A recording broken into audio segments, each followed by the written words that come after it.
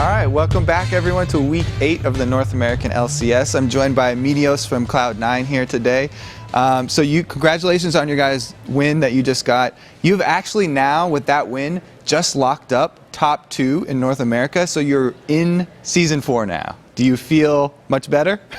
Yeah, it's a pretty huge relief. In the beginning of the season, there's always relegation and stuff to think about because, you know, the way we got into LCS was through relegation, so it would be really stressful going into that from the LCS side, and being top 2 is just, it's a huge relief. So now that you're guaranteed a bye in the playoffs also, are you guys going to use the remainder of the regular season LCS games more freely with your champions? Are you going to try anything new now, or are you just going to use it how you have been? I would like to try some new stuff, but I think my teammates are tryhards, and they're not going to let us do that. Is there ever a thing where you don't want to try your new stuff in the LCS because you don't want to show your hand? We have a few things that we've never run in LCS that we still have in our back pocket. Not necessarily to hide it, but just in case we need to run it. So we might bring it out if we have to, but I'll just see how the drafts go for the rest of the season. Okay, well, so in this game that you guys just played, it's a little bit more of a tanky composition than we've seen from you guys in the past. Was there anything specific that went into having both a tanky jungler and a tanky solo laner? There wasn't, we didn't go into it with that plan, but they banned Nasus, so I really wanted to get Zac that game because those are my most comfortable junglers, obviously, because I play him a lot. And then Rumble was banned, who's Ball's most comfortable champion, so he just wanted to play Shen randomly. He goes through sort of bipolar phases with Shen. He really loves him one day and then really hates him the next day, so today he wanted to play him, and so we had him play Shen, and it went really well for us. Yeah, today was definitely a good day for Balls on Shen.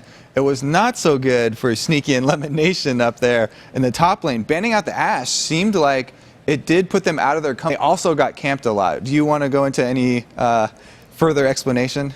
Well, it turned into a 2v2 lane, which we didn't expect. I guess we didn't have enough wards in the beginning of the game, and we thought they would go for a dive, which is why I also went for a dive top.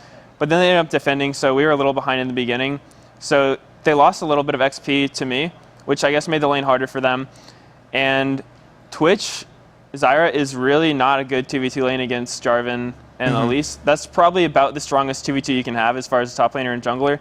So it was a really hard lane for them, and they did get a little bit behind early, but they did their best to farm up and not get too behind. And then me and Balls were able to snowball bot a little bit, and we came out about even in the laning phase.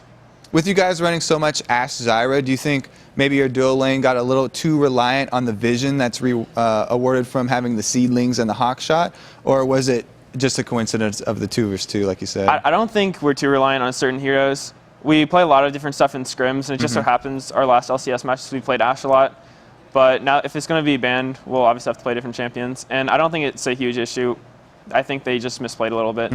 Well, yeah, you guys were fine. You said earlier in interviews that if someone on your team is having a hard time, then the other guys will just pick up the extra weight and they'll be the ones to carry. It looked like Hai was on a mission going after Scar every single time. What's with his fascination with just 100%ing Scar every time?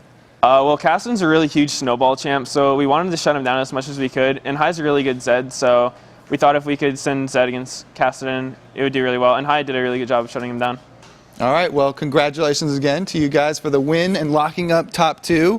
Up next, we are going to have Coast vs. CLG, but first, we are going to throw it back to Jat and Freak on the deck.